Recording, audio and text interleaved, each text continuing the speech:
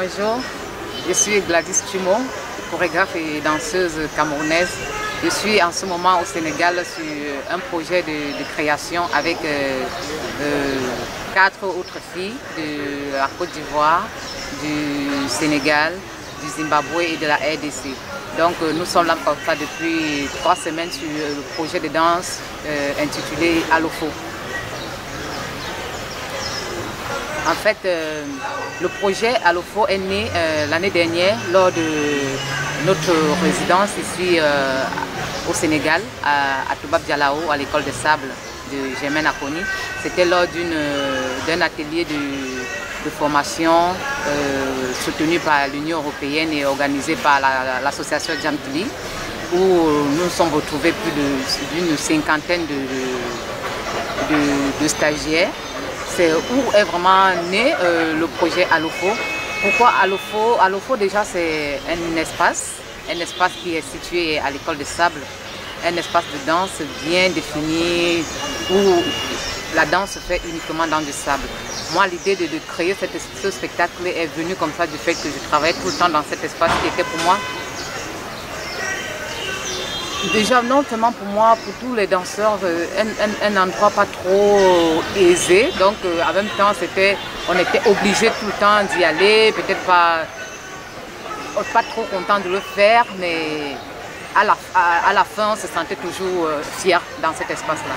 Donc, je ne sais pas comment est venue cette idée, mais cet espace m'a beaucoup parlé. Et je me suis dit, tiens, il y a tellement de grands chorégraphes, de grands danseurs à travers le monde qui sont passés par ici. Et je pense que ça ferait vraiment plaisir de lui rendre hommage. Donc c'est à partir de là qu'est né le projet de danse contemporaine Alofo. Et après ma petite vision sur l'espace Alofo, j'ai essayé de faire des recherches sur ce nom. Pourquoi est-ce que cet espace était surnommé Alofo, d'où je suis entrée dans l'histoire de Alofo, même qui est la personne, la grand-mère de maman Germaine Akoni, qui était une grande prêtresse Yoruba, qui est une femme vraiment qui était une femme très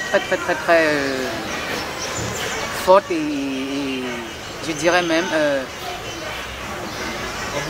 sa puissance, je dirais, était au-delà de l'imaginaire.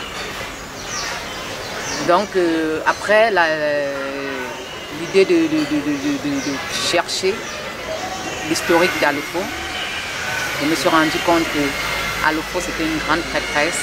Et après je me suis dit, tiens, je parle de l'espace. Maintenant je me retrouve face à une très grande personnalité. Comment est-ce que rendre possible ce travail? Alors autour de moi j'ai eu à travailler avec tellement de filles, déjà nous étions plus d'une quarantaine.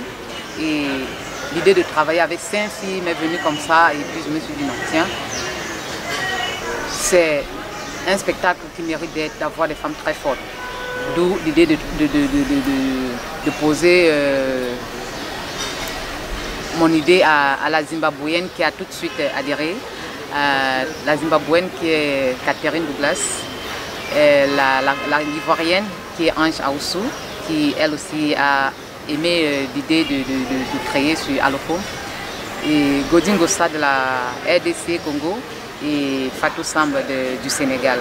Donc après la recherche sur Alofo, nous avons commencé à faire des recherches sur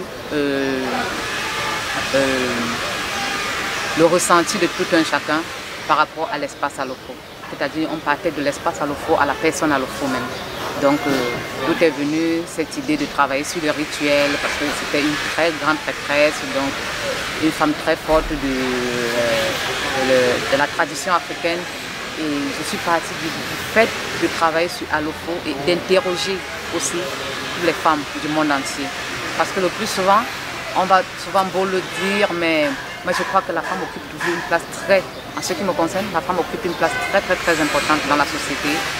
Et pour moi, c'est une façon de valoriser cela, de montrer au monde entier que la femme, qui pour certains est un sexe faible, mais pour moi non, ce n'est pas un sexe faible. Au contraire, je crois que c'est la femme qui détient le monde.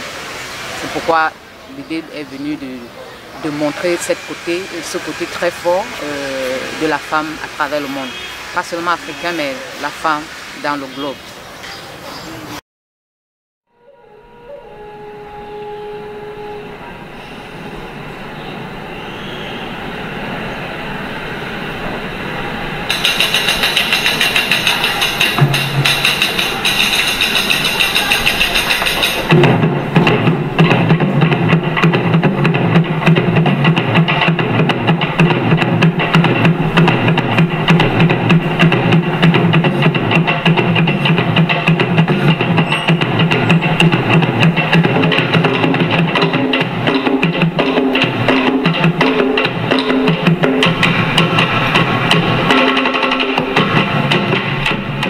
Interroger les rituels, déjà pour moi c'est important parce que de plus en plus nous perdons, surtout en Afrique, nous perdons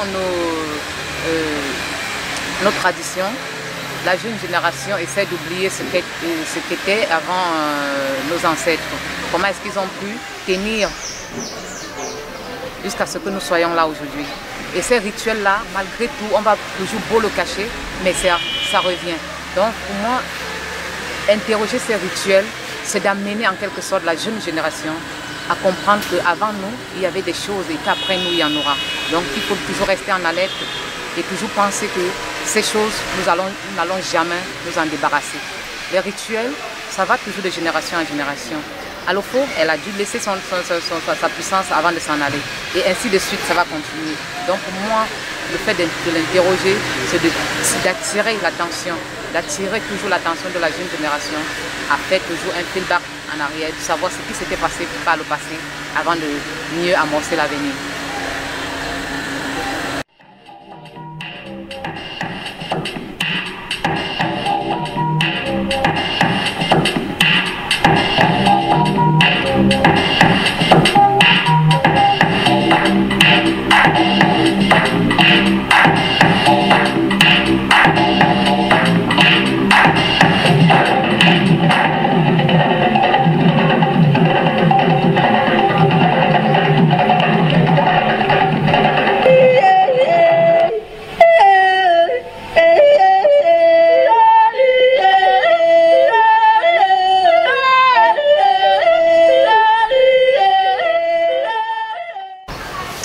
Oui, comme je le disais tantôt, je ne pense pas que je sois féministe, mais je crois que en ce qui concerne les religions, les gens n'ont toujours peut-être pas compris, mais je crois qu'au jour d'aujourd'hui, à l'heure de au XXIe siècle, la femme, en ce qui concerne les religions, est présente.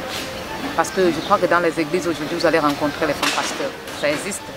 Donc pour moi, parler de la place dans la religion, c'est un peu attirer l'attention des gens à comprendre que la femme ne restera pas toujours celle-là qui est sœur ou celle-là qui reste au service du pasteur. Non, aujourd'hui, la femme aussi, elle est pasteur. Et donc, ma vision à moi d'attirer encore plus l'attention des gens à travers cela et de faire comprendre aux gens, de faire comprendre au monde entier que la femme, elle reste la mère de l'humanité. Oui, pour moi, c'est ça.